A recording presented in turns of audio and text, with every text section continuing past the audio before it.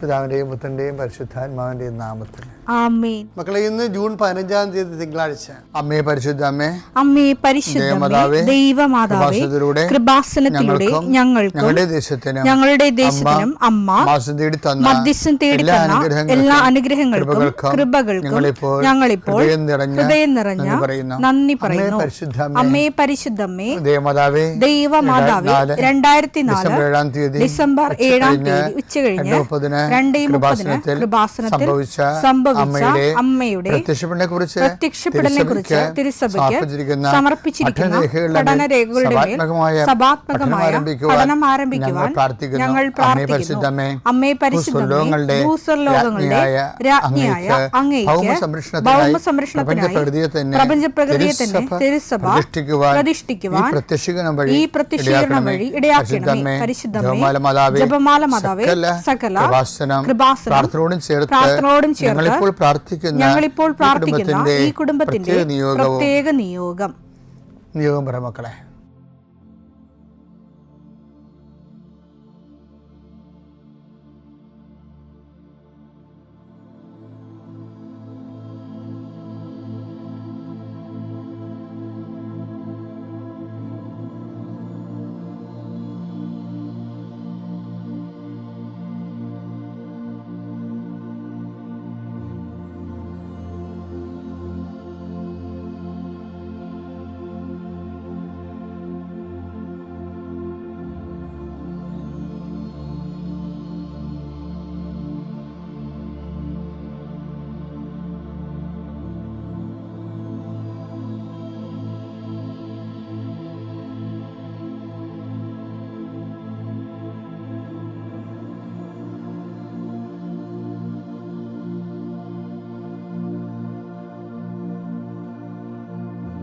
അമ്മയുടെ പ്രത്യക്ഷീകരണത്തിന്റെ ഈ അനുഗ്രഹവേളയിൽ ഞങ്ങൾക്ക് സാധിച്ചു തരുവാൻ കനിയണമേ. ആമേൻ. വിശ്വാസ പ്രമാണം. സർവശക്തനായ പിതാവും ആകാശത്തിന്റെയും ഭൂമിയുടെയും സൃഷ്ടാവുമായ ദൈവത്തിൽ ഞാൻ വിശ്വസിക്കുന്നു. അവിടുത്തെ ഏകപുത്രനും ഞങ്ങളുടെ കർത്താവുമായ ഈശോമിശിഹായിലും ഞാൻ വിശ്വസിക്കുന്നു. ഈ പുത്രൻ പരിശുദ്ധാത്മാവിനാൽ ഗർഭസ്ഥനായി കന്യകാമറിയത്തിൽ നിന്ന് പിറന്ന് പൊന്തിയോസ് പീലാത്തോസിന്റെ കാലത്ത് പീഡകൾ സഹിച്ച് കുരിശിൽ തറയ്ക്കപ്പെട്ട് മരിച്ച് അടക്കപ്പെട്ട് പാതാളങ്ങളിൽ ഇറങ്ങി മരിച്ചവരുടെ ഇടയിൽ നിന്ന് 3-ാം നാൾ ഉയർത്ത് സ്വർഗത്തിലേക്ക് എഴുന്നള്ളി സർവശക്തിയുള്ള പിതാവായ ദൈവത്തിന്റെ വലതുഭാഗത്തിരിക്കുന്നു. അവിടെ നിന്ന് ജീവിക്കുന്നവരെയും മരിച്ചവരെയും വിധിക്കുവാൻ വരുമെന്നും ഞാൻ വിശ്വസിക്കുന്നു. പരിശുദ്ധാത്മാവിലും ഞാൻ വിശ്വസിക്കുന്നു. വിശുദ്ധ കത്തോലിക്കാ സഭയിലും പുണ്യവാന്മാരുടെ ഐക്യത്തിലും പാപങ്ങളുടെ മോചനത്തിലും ശരീരത്തിന്റെ ഉയർപ്പിലും നിത്യമായ ജീവിതത്തിലും ഞാൻ വിശ്വസിക്കുന്നു. ആമേൻ. സ്വർഗ്ഗസ്ഥനായ ഞങ്ങളുടെ പിതാവേ, അങ്ങയുടെ നാമം പൂജിതമാകണമേ. അങ്ങയുടെ രാജ്യം വരണമേ. അങ്ങയുടെ തിരുമനസ് സ്വർഗത്തിലെ പോലെ ഭൂമിയിലും ആകണമേ. അന്നു വേണ്ടുന്ന ആഹാരം ഇന്ന് ഞങ്ങൾക്ക് തരണമേ. ഞങ്ങളോട് തെറ്റ് ചെയ്യുന്നവരോട് ഞങ്ങൾ ക്ഷമിക്കുന്നത് പോലെ ഞങ്ങളുടെ തെറ്റുകൾ ഞങ്ങളോടും ക്ഷമിക്കണമേ. ഞങ്ങളെ പ്രലോഭനത്തിൽ ഉൾപ്പെടുത്തരുതേ, തിന്മയിൽ ഞങ്ങൾ രക്ഷിക്കണമേ. ആമേൻ. നന്മ നിറഞ്ഞ മറിയമേ, സ്വസ്തി. കർത്താവ് അങ്ങയുടെ കൂടെ സ്ത്രീകളിൽ അങ്ങ് അനുഗ്രഹിക്കപ്പെട്ടവളാകുന്നു. അങ്ങയുടെ ഉദരത്തിൻ ഫലമായി ഈശോ അനുഗ്രഹിക്കപ്പെട്ടവനാകുന്നു. പരിശുദ്ധ മറിയമേ, തമ്പുരാന്റെ അമ്മേ, പാപികളായ ഞങ്ങൾക്ക് വേണ്ടി ഇപ്പോഴും ഞങ്ങളുടെ മരണസമയത്തും തമ്പുരാനോട് അപേക്ഷിക്കണമേ. ആമേൻ. കർത്താവേ, നിന്റെ ഉന്നതമായ നാമത്തിന് സ്തോത്രം ചെയ്യുന്നു. കർത്താവേ, നിന്റെ വിശുദ്ധ പൗരോഹിത്യത്തെ മഹത്വപ്പെടുത്തണമേ. കർത്താവെ, സഭയിലുള്ള സാന്നിധ്യം ദൃഢമാക്കണം. 40 വർഷം ഞാൻ അർപ്പിച്ച കൃപാസന ജീവനോടെ പ്രത്യക്ഷപ്പെട്ട മാതാവിൻ്റെ സാന്നിധ്യം ഈ കൃപാസനത്തിൽ വന്നിറങ്ങി പ്രാർത്ഥിച്ചു പോകുന്ന ലക്ഷോപലക്ഷം മനുഷ്യരുടെ പ്രാർത്ഥനയുടെ ശക്തിയാൽ ഞാൻ ഇന്നത്തെ ദിവസത്തെ എൻ്റെ മക്കളുടെ ആവശ്യങ്ങളെ കർത്താവിൻ്റെ ദൃശ്യം സമർപ്പിച്ചുകൊണ്ട് ആശീർവദിക്കുന്നു. കർത്താവെ, അങ്ങയുടെ മക്കളുടെ മേൽ നിൻ്റെ തിരുമുറുപാർന്ന് മരുന്നുകരം വെക്കണമേ. എൻ്റെ കർത്താവിൻ്റെ ഉന്നതമായ നാമത്തിൽ ശിരസിൻ്റെ രോഗങ്ങൾ, ബ്രെയിനിലെ സിസ്റ്റുകൾ, ബ്രെയിനിലെ ക്യാൻസറുകൾ, ബ്രെയിനുമായിട്ട് ബന്ധപ്പെട്ട മുഴുവൻ രോഗങ്ങൾ ഈ നിമിഷം ഇത് പ്രാർത്ഥന കൂടുന്ന മക്കളുടെ മേൽ കർത്താവിൻ്റെ ശക്തി ഒഴുകുകയും നീ സുഖപ്പെടുകയും ചെയ്യട്ടെ. തൊണ്ടനൊമ്പരങ്ങൾ, അത്തോൺസൈറ്റുകൾ, തൈറോയിഡുകൾ, ശ്വാസകോശ രോഗങ്ങൾ, ഉദര രോഗങ്ങൾ, പിസ്തുല രോഗങ്ങൾ, PCOD രോഗങ്ങൾ, സർവാംഗവാദ രോഗങ്ങൾ, വൃഷ്ണരോഗങ്ങൾ, കർത്താവിൻ്റെ നാമത്തിൽ ഉച്ചമുതൽ ഉള്ളങ്കാർ വരെ കർത്താവിൻ്റെ രക്തം പടരട്ടെ. മരുന്ന് ലേപനമല്ല, അങ്ങനെ വചനമാണല്ലോ അങ്ങനെ മക്കളെ സുഖപ്പെടുത്തുന്നത്. വചനത്തിൻ്റെ കരുത്താൽ ശക്തിയാൽ യേശുക്രിസ്തു ഉന്നതമായ നാമത്തിൽ അങ്ങനെ മക്കൾ സൗഖ്യം പ്രാപിക്കട്ടെ.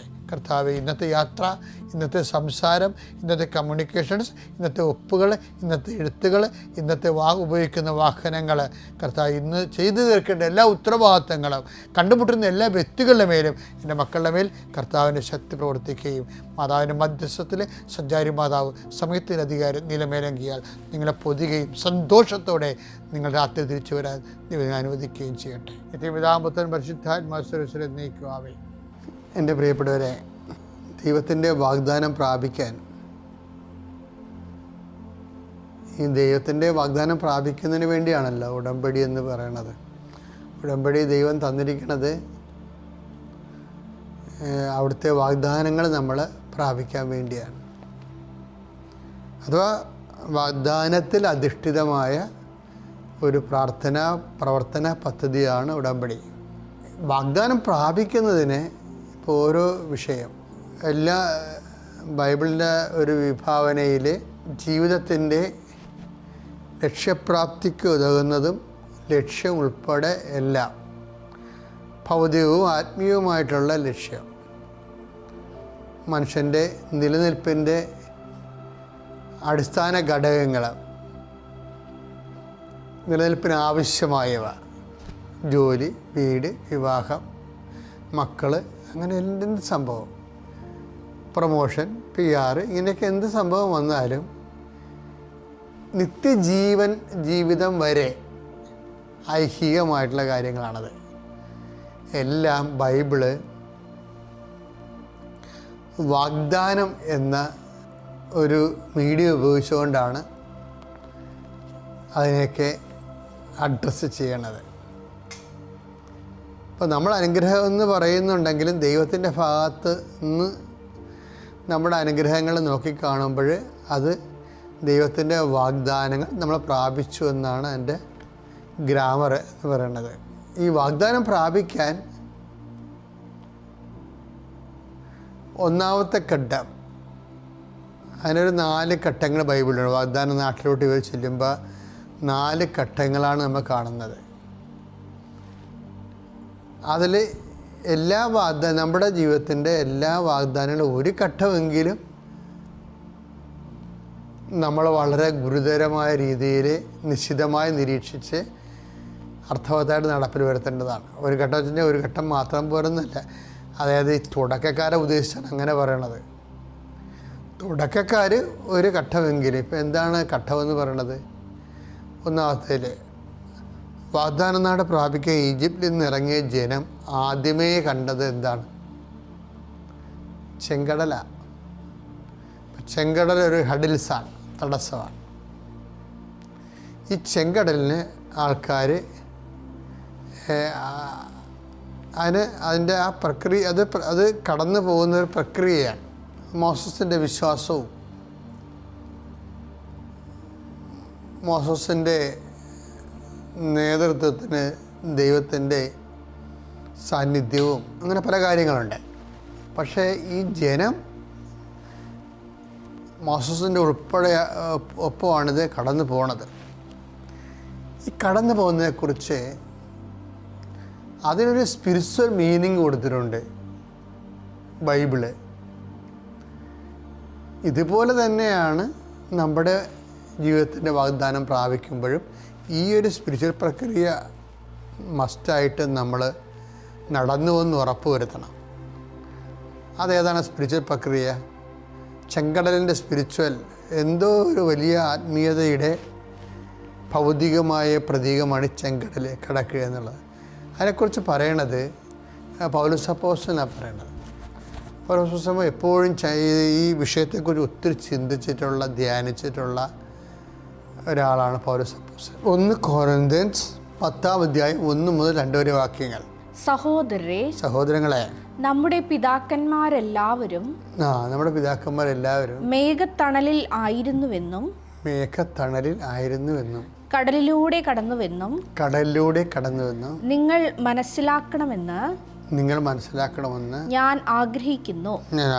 അവരെല്ലാവരും മേഘത്തിലും കടലിലും സ്നാനമേറ്റ് മോശയോട് ചേർന്നു.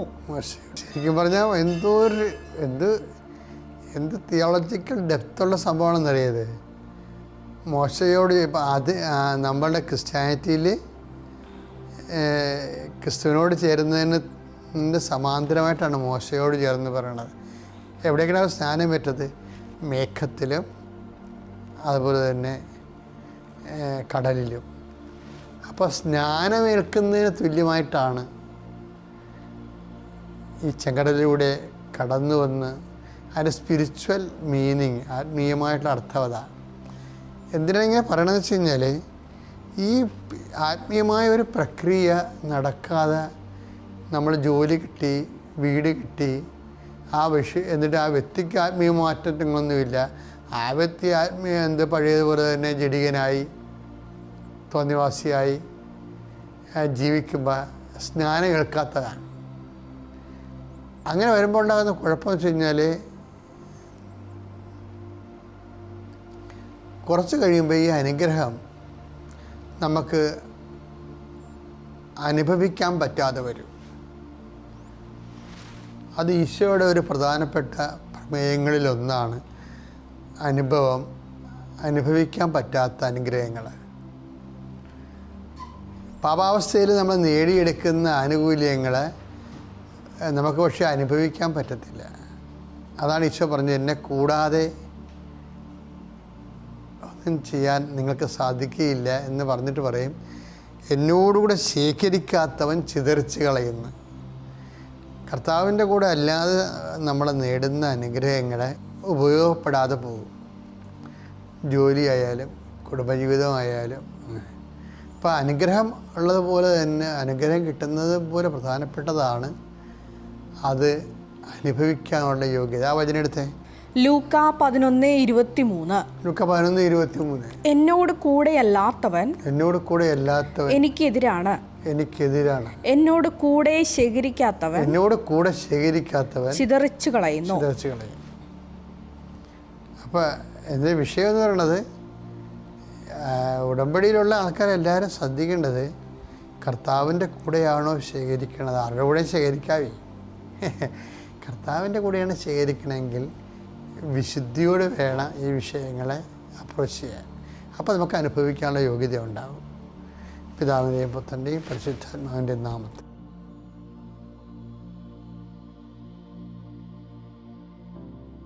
അത്യപൂർവ ദൈവാനുഭവങ്ങൾ ഇനി നിങ്ങൾക്കും സ്വന്തം. ഈ യൂട്യൂബ് ചാനൽ ഇതുവരെ സബ്സ്ക്രൈബ് ചെയ്തിട്ടില്ലെങ്കിൽ ഇപ്പോൾ തന്നെ സബ്സ്ക്രൈബ് ചെയ്യുക. ഈ വീഡിയോ ഇപ്പോൾ തന്നെ നിങ്ങളുടെ സുഹൃത്തുക്കൾക്ക് ഷെയർ ചെയ്തുകൊണ്ട് കർത്താവിൻ്റെ പ്രേക്ഷിതരാകുക.